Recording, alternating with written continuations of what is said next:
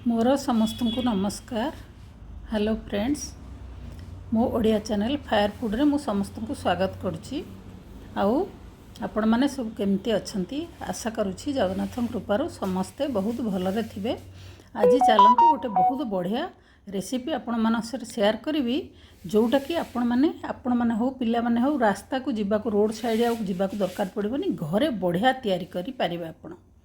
आउ प्लीज़ मो चैनल को डली फायर फूड को आपन को स्वागत करुच्ची। आउ प्लीज़ चैनल को सब्सक्राइब करेंगे, लाइक करेंगे, आउ शेयर करने को भूलें।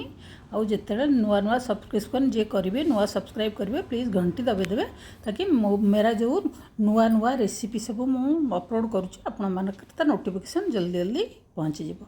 भूलें प्लीज़। आउ रेसिपीटा को फुल वाच करेंगे। रास्ता साइड की आउ जीवा को बिल्कुल दरकार पड़ोनी। एत बढ़िया मटर चाट मु आपण मान संगे शेयर करी। देखिए केते टेस्टी होइछि, देखिला पर ही जानिबे, न देखिला पर आदौ जानि परिबेनी। आउ सब डिस्क्रिप्शन बॉक्स रे इंग्रेडिएंट्स जहाँ जहाँ जिनस दरकार घरे ही सब मिल जिवो। कुआडे बाजार घाट जीवा दरकार न पे कि एटा तैयारी करबी तापे बाजार जिवा दरकार बिल्कुल नहीं। मटरटा टिके भिजे नहीं 4-5 घंटा धोईकरी भलकरी ताधरे टिके लुण आधा चामच पकेली, आउ टिके हळदी आधा चामच पकेली।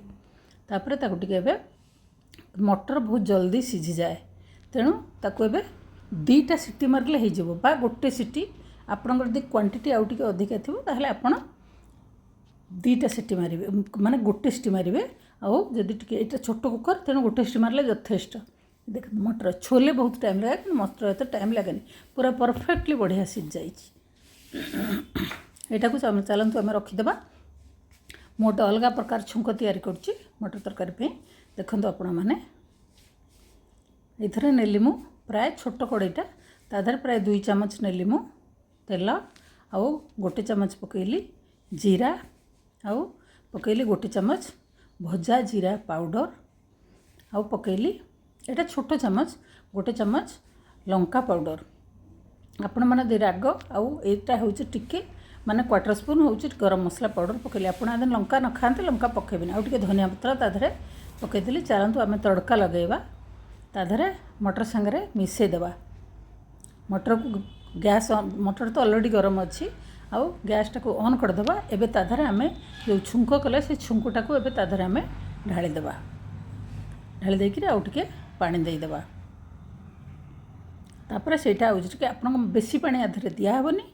आउ टिके माने कपे खंड पानी दे दियंतु बस। एटा कपेरु टिके बरम कम हैला, बेसी हैलानी, कारण बेसी पानी पानी आधरे एटा चाट हो ना, तेणु आधरे बेसी पानी पानी हेबनी आदौ भी। बस ताको टिके 2 मिनिट फुटिया को दे दियंतु। से 2 मिनिट फुटी गले बस छुंक ताधरे पूरा मिस जिवो। आउ ता ऊपर आउ टिके मु धनिया पत्र पकई देली फ्लेवर पई। ए फुटी गला। एबे चलंतु बंद कर देबा। बस बंद करले आउ देखंतु केते बढ़िया होइछि। एटा पूरा सब गोटा गोटा रही मटर, पूरा सीझी जाइछि बढ़िया, किंतु गोटा गोटा मटर रही। चलतु एबे चाट तैयारी करिबा। मटर आपणकर जिते दरकार आपण जदि बड़ प्लेट ने बड़ प्लेट, छोट आपण तो जाउछन्ती रोड पर खाइबेनी, पूरा सेमती स्ट्रीट स्टाइल खाया मु बनैछि आपण मानक पई। आ देखंतु खाली आपण आ कोन ताधरे होछि खट्टा मिठा तो तेंतुली चटनी। ताधरे प्रथमे ऊपर देली, प्रथमे मटर रखिली, ताधरे खट्टा मिठा तेंतुली चटनी टे पकई देली। आ आधरे खट्टा मिठा तेंतुली न पकले भल लागेना। आ दहीटा गोटे भल करी मु हुइस्की कर देछि, माने फेंटी देछि। दही रे किछि पड़नी, कारण एटा तो ऑलरेडी खट्टा मिठा। आ दही रे किछि पकेबा बिल्कुल भी दरकार नहीं। आ एटा आधरे लुण पड़िछि।